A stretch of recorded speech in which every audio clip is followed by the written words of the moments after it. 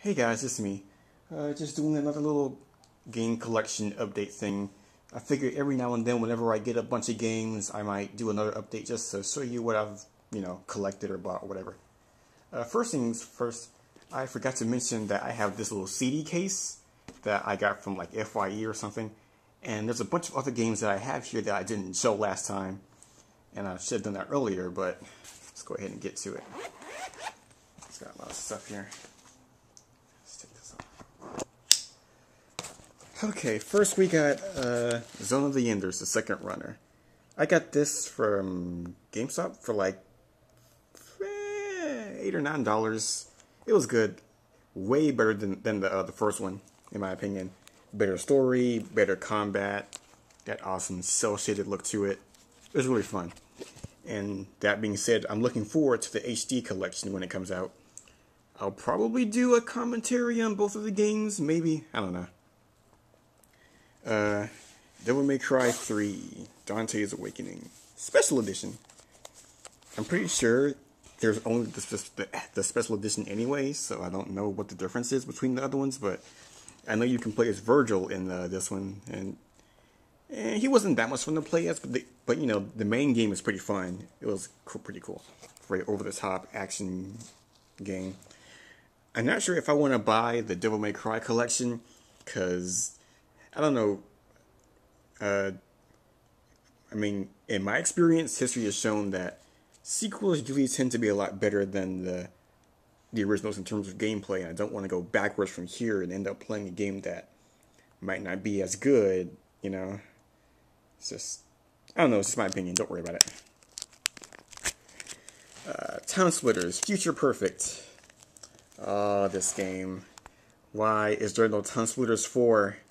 Why, Crytek? Why?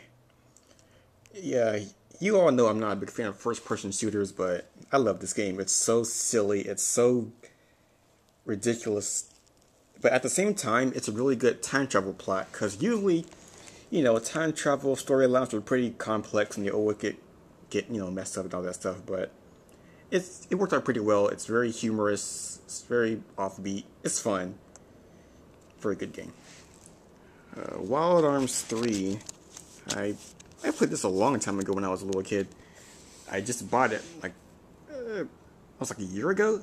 I still haven't beaten it, by the way, because I don't know, I tend to get stuck in RPGs, because it's one of those RPGs where if you take a break from it and you try to get back into it, you have no idea what you're doing, and I kind of have to write down what I'm doing, so it's like, I have to go to this village or whatever, but they don't tell you that. They don't, there's no, recap or anything like that to tell you what you've been doing, but it's fun. They pretty much got the whole Wild West theme going on here. It's pretty cool. Yep. SSX3. I like SSX. They're good games. I mean, you guys know I already have Tricky and On Tour, and 3 is just as good. Like, I understand why people consider this to be the best in the series.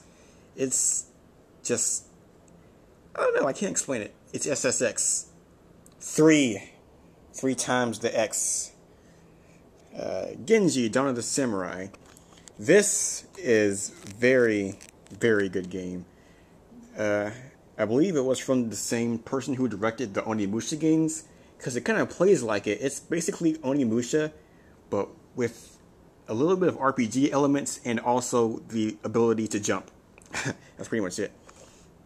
Yeah, it's very short, but very good, very underrated. I got this for like $3 at GameStop. If you can find it somewhere for cheap, get it. Please, get it. It's worth it. Good luck trying to find the English dub, because there is one, but for some reason, you always tend to find the Japanese ones, for whatever reason. Also, I did play the sequel, Days of the Blade, the whole giant enemy crab thing, you all know the story. That game sucks. Like, I was hoping it would be good because this game is so good. I figured the sequel would be better. But no, this Days of the Blade was just so hard to control. The combat was just Anyway. Terrorist Trophy. The real riding simulator.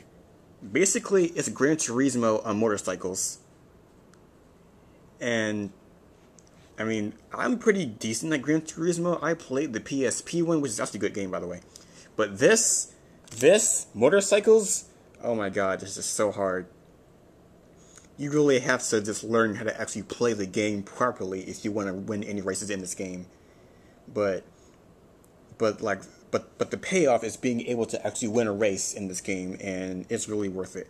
Also, this game supports like 1080i displays, and seeing as how I just got this like 1080p 46-inch HD TV from my parents, yeah, now I can see it in its full detailed glory, and it looks pretty good. Some iToy demo I never played.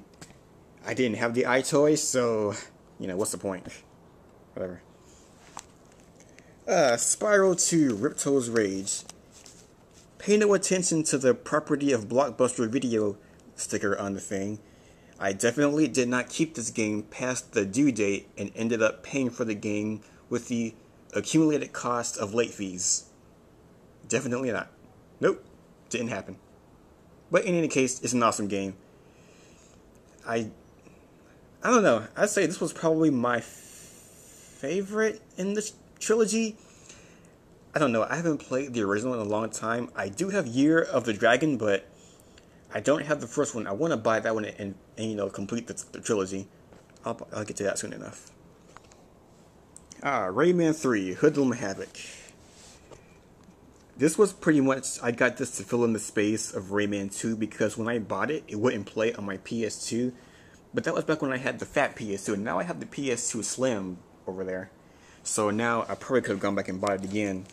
But this is still a good game in its own right. This is kind of where the series kind of gets to be a bit more mini-game-ish. You know, it kind of gets to be a lot more quirky and just weird. It's a good platformer. It's alright. Some occasional camera issues, just random stuff, but still fun. I like it. Demo discs. This was the first demo I got with my old PlayStation back in like 97. What was that, 96? I don't know. But it was way back in the day. Like, it had the demos of Spyro, Soul Reaver, NFL Extreme, all that stuff. You know, I did those commentaries on them earlier, so, you know, all of those. And here were some more demos from, you know, the magazines. Let's face it, the best part of PlayStation Magazine is the demos, okay? Even if the actual articles are fun to read and everything, it's all about the demos. Okay, that's how we, you know, it's a gamer's equivalent of a magazine, basically. Because that's how you experience a game firsthand. You play it. You can read about it if you want, but playing it is a lot more better-ish. Another demo disc. This one had a demo of Onimusha Dawn of Dreams. I want to get this game. I really do want to. I'm kind of hoping they'll make a HD re-release of all the Onimusha games. That would be nice. Capcom, get on that. And while you're at it, do a Monster Hunter 3 remake. More demos, Lego Star Wars stuff. This was some GamePro disc thing that has no demos, as you can see by the "this is not a game" thingy. So, who cares? This had some Kingdom Hearts videos behind the scenes. That's how I found out about the game, and that's how I found out about Wild Arms 3 first time around. There's some cool stuff on it. Jak and Daxter, the Precursor Legacy. This takes me back to the days when I first had my PS2 and didn't have a memory card. Had to beat the whole game in one sitting, which isn't that hard. It's a pretty short game. It's pretty short, but fun. It's a good game. I do love platformers. That's probably my favorite genre overall. I like platformers that mix things up a bit. You know, try to add different elements of other games. That's why I like, you know, Ratchet and Clank, because it has a lot of shooting elements in it, and so that's good platforming. It's fun. Good, clean, violent fun. Final Fantasy XII Collector's Edition. Ooh. Got that DVD with stuff on it that no one wants to even look at. Kinda on the fence about this one. It's... tell you what. I'll give this game an A for the gameplay. The whole gambit system thing and being able to, you know, program your teammates to fight enemies and stuff, that's pretty cool, because if you can successfully fight a boss without any manual input, that's pretty, you know, satisfying to see. I like that. It's just the story bores me so much, and there's so much grinding you have to do. It's just, and it's like I forget what I'm even supposed to be doing. I'm like in some tower right now. I'm like level 50 something, 40 something, and like we have to fight these bombs and touch the little colored lanterns that go to the different whatever, man. Final Fantasy 12, and it's all right. Next, Cold Winter. Cold Winter. I first heard about this game from Vash12349. That guy does some amazing commentaries. You should all subscribe to him. But he always mentioned this game called Cold Winter that was this crazy first-person shooter. And, you know, I decided to look it up one day, and it looked pretty fun. And so I went to, did I go to GameStop to buy it? Was it GameStop? No, I bought it online. Yeah, I bought it online for like $15 or something like that. And it's almost perfect in terms of first-person shooters, you know, from that time. What's it about? It's about some dude who makes this ultimate weapon that's gonna like launch nukes and stuff, and you pretty much have to sneak into Middle Eastern place to, I don't know. I have a playthrough up. You can all watch that. But it's a good game. Medal of Honor, the original. Funny story behind this. Basically I bought this on eBay, or was it Amazon? You know, it's Amazon. Yeah, because I originally ordered it from eBay, but they mailed me the wrong game. What they mailed to me was the new Medal of Honor, you know, the 2010 one. I played through it on my own, just through the campaign. I don't know. It's an example of why I don't like modern shooters, because they're just so, let's just follow the guy to the checkpoint, fight some dudes in a standoff, and then you move on to the next thing, and then you occasionally point some lasers at stuff and blow them up, you know, that kind of stuff. Same old, same old. But the original Medal of Honor, this game is great.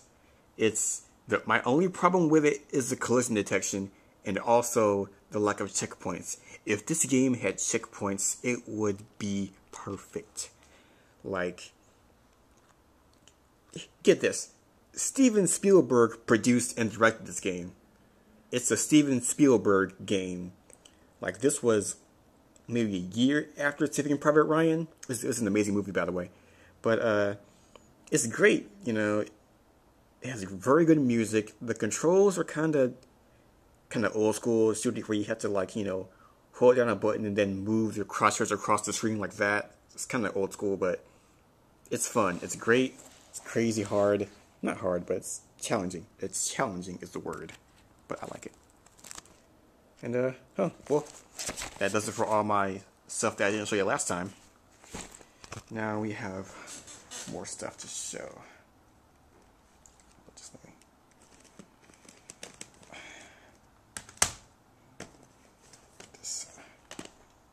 trying to think, did I show this last time? I don't think I did. Anyway, yeah, I recently finally went ahead and bought L.A. Noire with an E at the end for some reason. How do I describe this? I don't know how to describe it.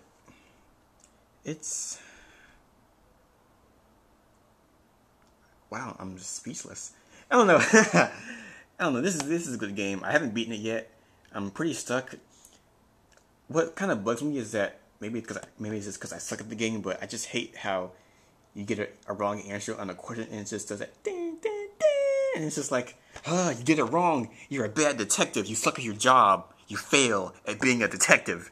You know, I hate that. I hate being graded. You know, I get enough of that from school. I don't want to do that in my games. But you know, being able to properly use your evidence and use it against your suspects and question them, everything. It's pretty cool to watch. And that, amazing facial animation, which, by the way, is pretty much nothing more than badly compressed video files of somebody's face pasted onto a polygon mesh. Pretty much what it is. That's what it is. I mean, did you see the trailer for that Beyond Two Souls? That's actual polygon models. Yeah. How about that? Take that, Team Bondi, whatever your name is. What else? Aha! Mass Effect 2.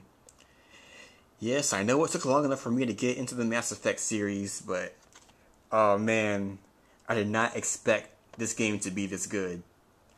Oh my god. Jesus Christ, this game is amazing. They don't expect you to survive what I did in your face suicide mission. It's pretty much like a third-person shooter with a little bit of RPG elements. Like, to call it an RPG would be a bit of a stretch, if in my opinion. But it's still fun. It's still very fun.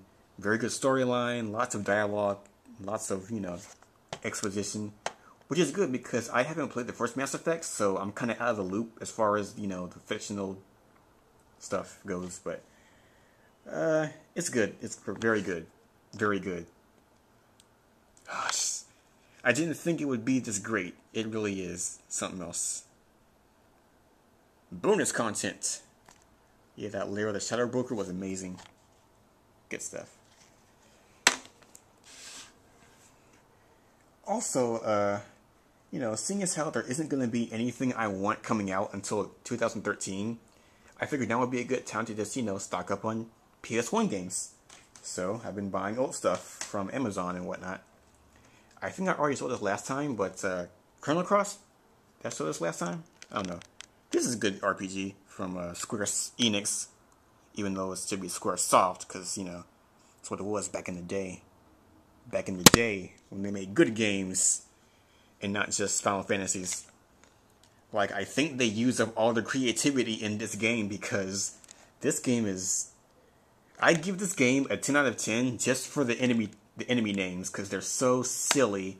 They're like really bad puns, and it's so bright and colorful, and a very good combat system too. You don't just hit stuff. You have to use your little stamina gauge things to unlock your action points. I forget what it is. I haven't played it in a while. I haven't beaten it yet because, get this, I put maybe 20 hours into it already, and then one day my save file corrupted. Why? I don't know. But apparently it's a recurring issue with the game, because I've seen things online about it. And it tends to happen a lot with this game. So I guess it's a bad glitch or something. But that's why I just have to start making backup saves on, separate memory cards on my PS3. But yeah, this has been pretty fun so far. It's got some time travel elements to it, but not so time travel. It's kind of not so much time travel as it is an alternate timeline kind of thing. Not so much past, present, future, but just parallel universe kind of thing. Let's see. Medal of Honor Underground, another great game. It's pretty much more the same, but as first Medal of Honor, but it's a bit more. I don't know, I can't describe it. I want to say it has a bit more of a story to it, sort of. Not really. You're playing as this girl, I think her name is Manon Baptiste, I think her name is. Some French lady who's trying to liberate her country from the Nazis and all that stuff. It's pretty cool. You get to go to Africa and Europe, and you fight Nazis on freaking tanks and motorcycles. Oh my god. So many tanks in this game. You have no idea. Ugh. But it's still fun. I just beat it about a month ago. Pretty short.